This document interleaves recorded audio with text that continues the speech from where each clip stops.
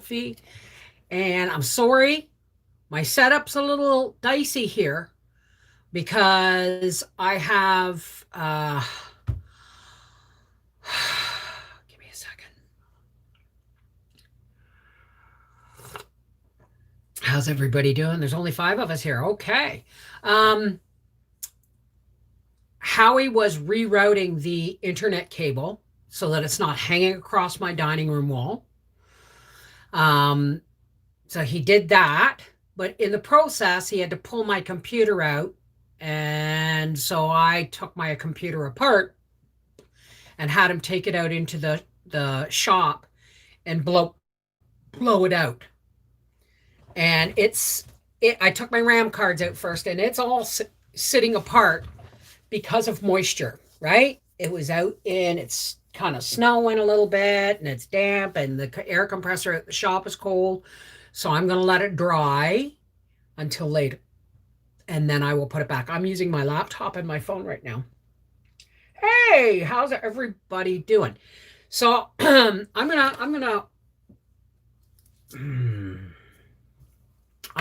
to just give you an idea of what my days was like. That is my gifts. I got them all wrapped. And that look pretty. And then so I had to take my computer apart so Howie could clean it. I wrapped all the presents. I got Arthur and Mel's box ready to go. And Howie put the stainless on my island. The final touch of my island is now in place, except for the electrical. And yes, it's a video. So it's been one of those days. I haven't even had breakfast yet, okay? So I'm like living on tea right now. You'd think I would be thinner, but then I eat at night, right? Especially when I medicate at night and I wake up in the middle of the night and I go hunting for bananas and grapes and stuff. All righty. My back set? That's not a set. I built that. Where did I get it? I made that. I should have done a video on it, but it would have kind of spoiled the magic. The only thing I didn't get done that I wanted to, and I still might, is I wanted to put a frame around the lights as if it was a window so that you could see it. So it looks like, the trees in front of the window. But I haven't done that yet. So please be careful. Magic Mike is a digital moderator. And if you use too many capital letters, too many emoticon, if you talk to me in all caps, he'll think you're shouting at me and being rude and he'll shut you down. Too many emoticons, he'll think you're spamming. No links. So what I'm going to do now is I'm going to say, welcome to Little House Live, day 13. And today's chapter is chapter 3, Winter Night. Now, from Farmer Boy, Laura Ingalls Wilder's Farmer Boy. Now, I don't have a lot of info on his family from the autobiography because, well, it's Laura's autobiography and Almanzo doesn't come into it until later. This she wrote based on his childhood memories. And again, it's a lot of it can be, it is fictionalized. For simple reason, there's things that, times, dates, teachers' names, some of those things have changed.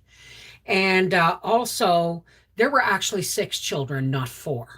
There was an older sister, Laura, and a younger brother, Pearlie. Okay, so chapter 3, Winter Night. After supper, Almanzo took care of his moccasins. Every night he sat by the kitchen stove and rubbed them with tallow.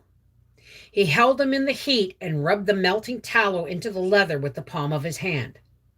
His moccasins would always be comfortably soft and keep his feet dry as long as the leather was well greased, and he didn't stop rubbing until it would absorb no more tallow. Now, the picture they show are moccasins like that. I'm pretty sure they were like boot moccasins that laced up, right? I don't think they would make them wear 2 pairs of socks and then just put on a little pair of slippers, right? Sorry, I'll keep going. He wouldn't stop rubbing until it would absorb no more tallow. Royal sat by the stove too and greased his boots. Almanzo couldn't have boots.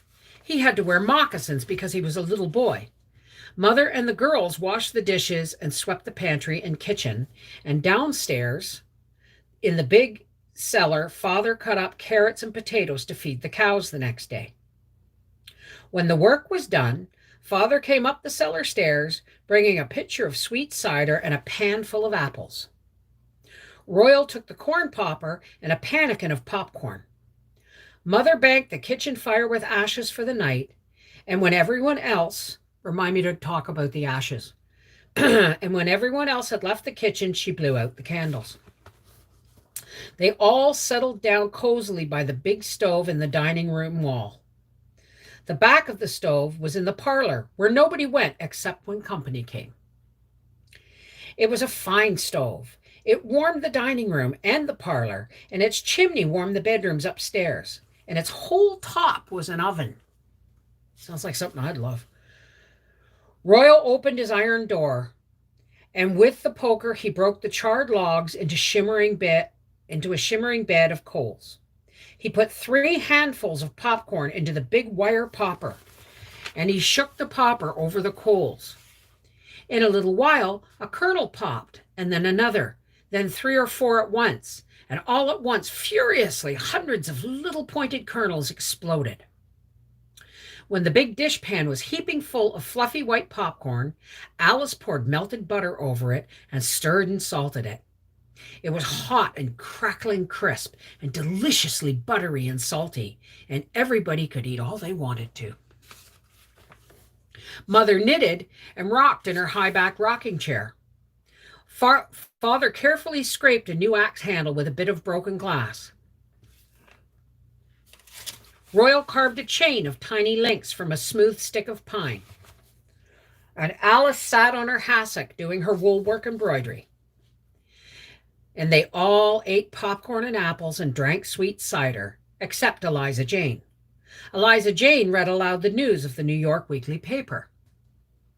Almanzo sat on a footstool by the stove, and an apple in his hand and a bowl of popcorn by his side, and his mug of cider on the hearth by his feet.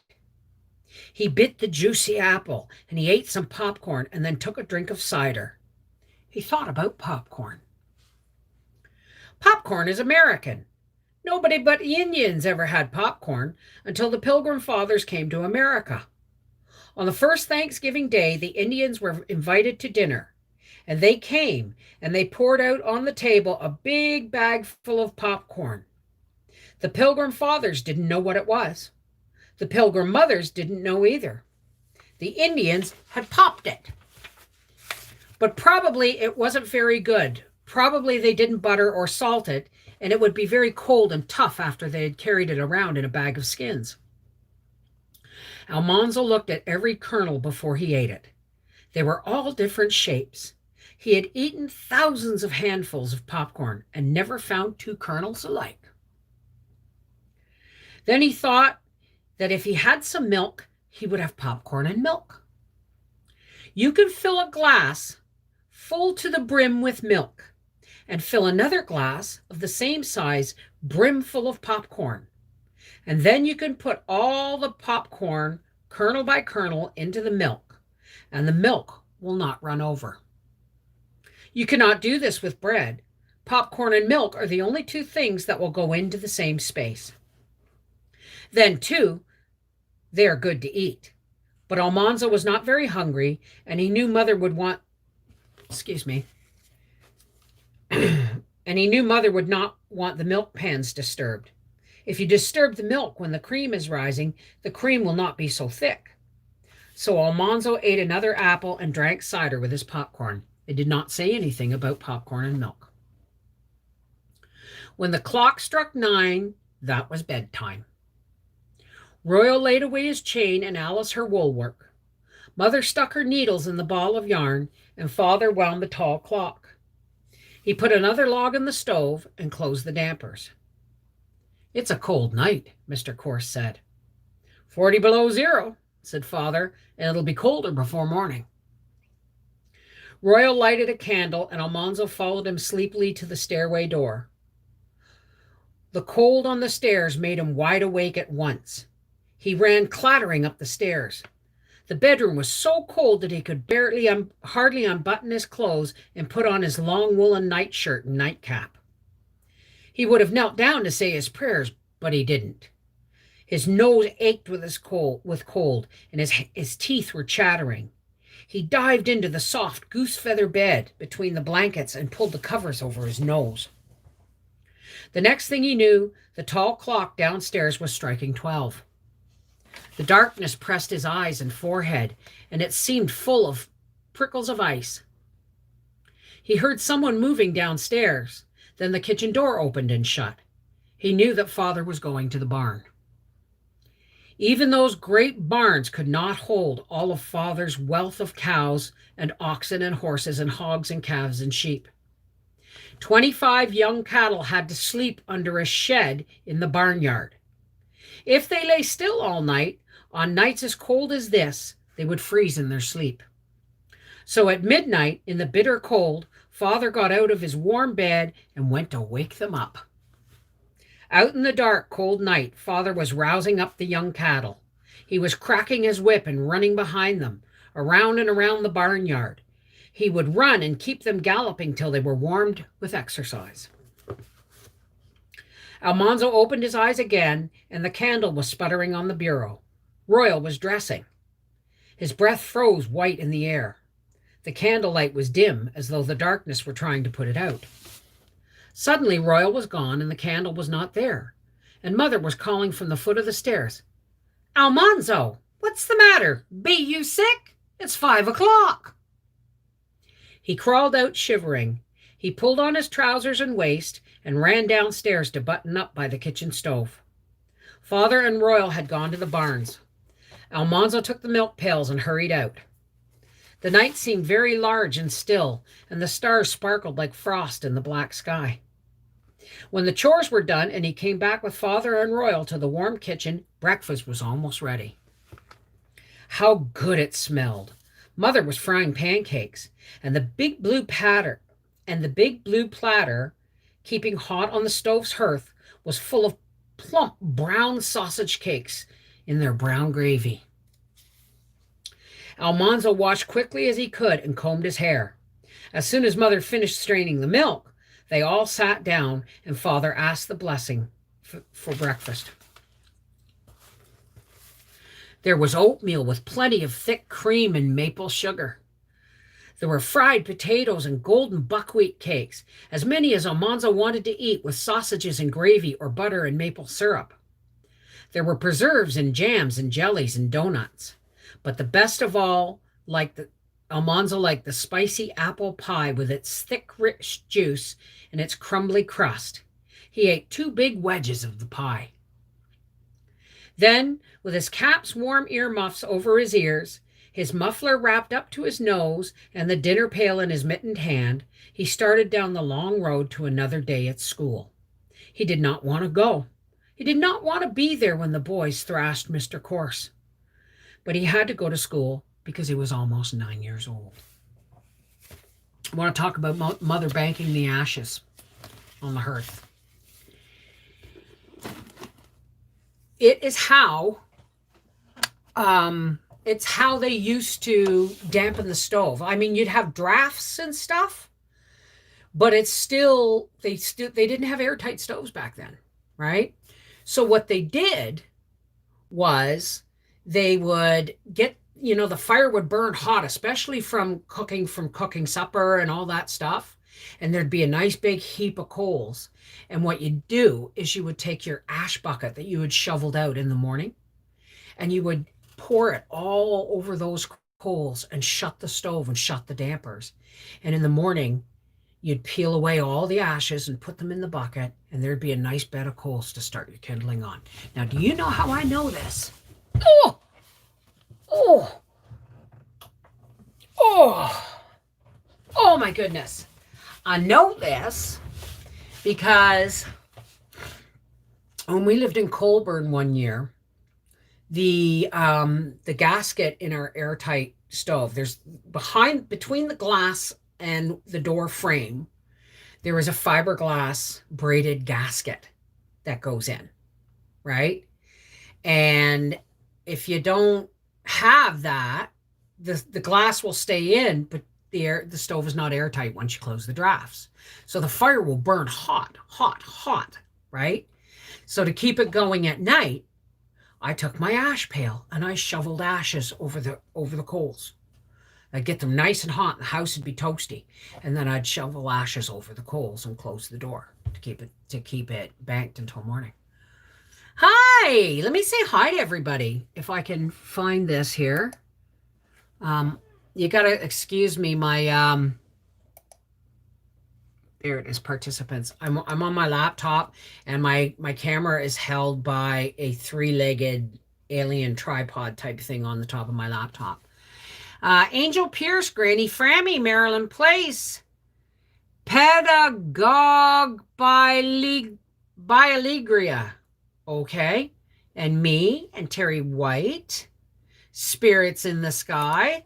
So yeah. And can you imagine?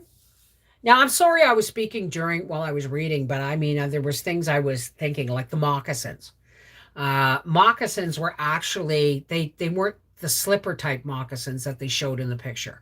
That's the artist's idea, right? Moccasins, what we would have called them mucklucks. They're like a leather boot, a soft-soled leather boot with extra sole, like extra leather on the sole. And they would just lace up the leg almost to the knee. Hi, Spirit in the Sky. Nice to see you. Doris, hi, darling. So, do we want to read the next chapter when they go to school? Or do you want me to wait until tomorrow? I'll leave that up to you while I drink my tea and go behind the fan. But please say so in the comments. All right? Please read the next chapter. All right, give me a second. Excuse me. Look at the pretty Christmas tree.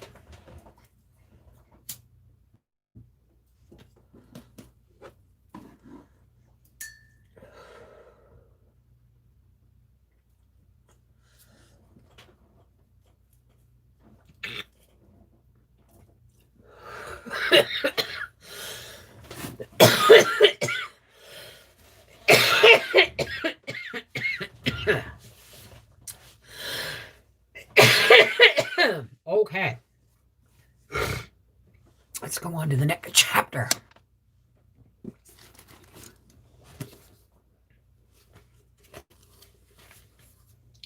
Chapter 4. A Farmer Boy by Laura Ingalls Wilder.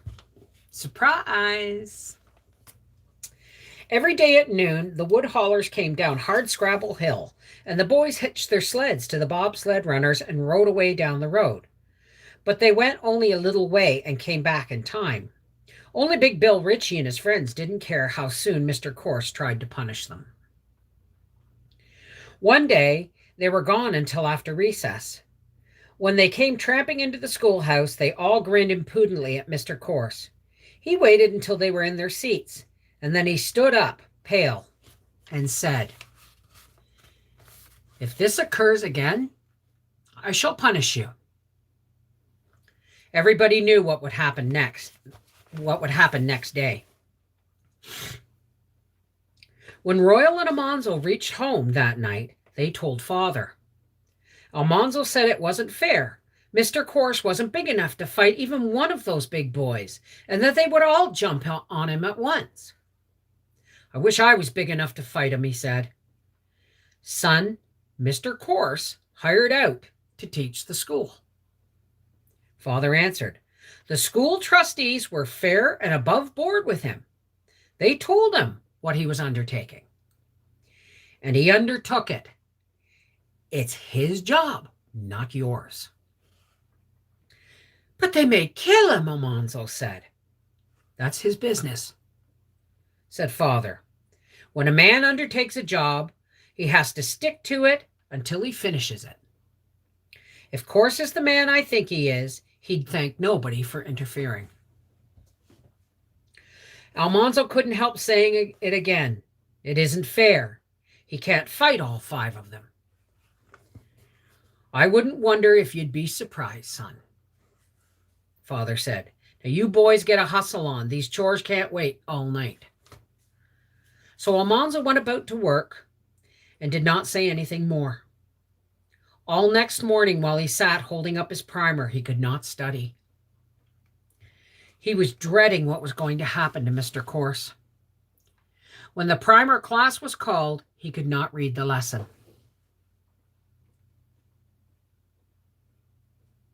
He had to stay in with the girls at recess, and he wished he could lick Bill Ritchie. At noon, he went out to play, and he saw Mr. Ritchie, Bill's father, coming down the hill on his loaded bobsled. All the boys stood where they were and watched Mr. Ritchie. He was a big, rough man with a loud voice and a loud laugh. And he was proud of Bill because Bill could thrash school teachers and break up the school. Nobody ran to fasten a sled behind Mr. Ritchie's bobsled, but Bill and the other big boys climbed up on his load of wood. They rode loudly, talking around the bend of the road and out of sight. The other boys did not play any more. They stood and talked about what would happen. When Mr. Corse rapped on the window, they went in soberly and sat down.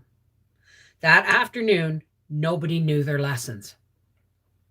Mr. Corse called up class after class, and they lined up with their toes on a crack in the floor, but they could not answer his questions. Mr. Corse did not punish anybody. He said, "We'll have the same lesson again tomorrow." Everybody knew that Mr. Corse would not be there tomorrow. One of the little girls began to cry. Then 3 or 4 of them put their heads down on their desks and sobbed. Almanzo had to sit still in his seat and look at his primer. After a long time, Mr. Corse called him to the desk to see if he could read the lesson now. Almanzo knew every word of it, but there was a lump in his throat that would not let the words out. He stood looking at the page while Mr. Corse waited, and then they heard the big boys coming. Mr. Corse stood up and put his thin hand gently on Almanzo's shoulder. He turned him around and said, "Go to your seat, Almanzo." The room was still. Everybody was waiting. The big boys came up the path and clattered into the entry, hooting and jostling one another. The door banged open and Big Bill Ritchie swaggered in. The other big boys were behind him. Mr. Corse looked at them and did not say anything. Bill Ritchie laughed in his face, and he still did not speak. The big boys jostled Bill and jeered at Mr. Corse. Then he led them all tramping loudly down the aisle to their seats. Mr. Corse lifted the lid of his desk and dropped one hand out of sight behind the raised lid. He said, "Bill Ritchie, come up here." Big Bill jumped up and tore off his coat, yelling, "Come on, boys!" He rushed up the aisle. Almanzo felt sick inside. He didn't want to watch, but he couldn't help it. Mr. Corse stepped away from his desk. His hand came from behind the desk lid, and a long, thin, black streak hissed through the air. It was a black snake ox whip, 15 feet long. And Mr. Corse held the short handle loaded with iron that could kill an ox. The thin, long lash coiled around Bill's legs, and Mr. Corse jerked. Bill lurched and almost fell. Quick as black lightning, the lash circled and struck and coiled again and again, and Mr. Corse jerked. "Come up here, Bill Ritchie," he said, jerking Bill towards him and backing away. Bill could not reach him. Faster and faster, the lash was hissing and crackling and coiling and jerking. And more quickly, Mr. Corse backed away, jerking Bill almost off his feet. Up and down they went in the open space in front of the desk. The lash kept coiling and tripping Bill, and Mr. Corse kept running backward and striking. Bill's trousers were were cut through. His shirt was slashed, his arms bleeding from the bite of the lash. It came and went, hissing too fast to be seen. Bill rushed, and the floor shook, and the whiplash jerked him over backwards. He got up swearing and tried to reach the teacher's chair to throw it. The lash jerked him around. He began to bawl like a calf.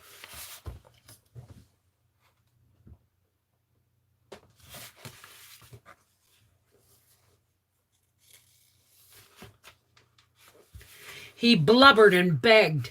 The lash went on hissing and circling and jerking. Bit by bit, it jerked Bill to the door. Mr. Corse threw him headlong into the entry and slammed and locked the door. Turning quickly, he said, "Now, John, come up here." John was in the aisle staring. He whirled around and tried to get away, but Mr. Corse took a quick step and caught him with the whiplash and jerked him forward. "Oh, please, please, please, teacher," John begged. Mr. Corse did not answer. He was panting and sweat trickled down his cheek. The whiplash was coiling and hissing, jerking John to the door. Mr. Corse threw him out and slammed the door and turned. The other big boys had got the window open. 1, 2, 3, they jumped out into the deep snow and floundered away. Mr. Corse coiled the whip neatly and laid it in his desk. He wiped his face with his handkerchief, straightened his collar, and said, "Royal, will you please close the window?" Royal tiptoed to the window and shut it. Then Mr. Corse called the arithmetic class. Nobody knew the lesson. All the rest of the afternoon, no one knew a lesson. And there was no recess that afternoon. Everybody had forgotten it. Almanzo could hardly wait till school was dismissed, and he would rush out with the other boys and yell, "The big boys were licked!" Mr. Corse had licked Bill Ritchie's gang from Hardscrabble's settlement. But Almanzo did not know the best part of it until he listened to his father talking to Mr. Corse that night at supper. "The boys didn't throw you out, Royal tells me," Father said. "No," said Mr. Corse. "Thanks to your black snake whip." Almanzo stopped eating. He sat and looked at Father. Father had known all the time. It was Father's black snake whip that had bested Big Bill Ritchie. Almanzo was sure that Father was the smartest man in the world, as well as the biggest and the strongest. Father was talking. He said that while the big boys were riding on Mr. Ritchie's bobsled, they had told Mr. Ritchie that they were going to thrash the teacher that afternoon. Mr. Ritchie thought it was a good joke. He was so sure the boys would do it that he told everyone in town they had already done it. And on his way home, he stopped to tell Father that Bill had thrashed Mr. Corse and broken up the school again. Almanzo thought how surprised Mr. Ritchie must have been when he got home and saw Bill. Do you ever wonder about the law? Eh? I mean, seriously. But the thing is where is the law?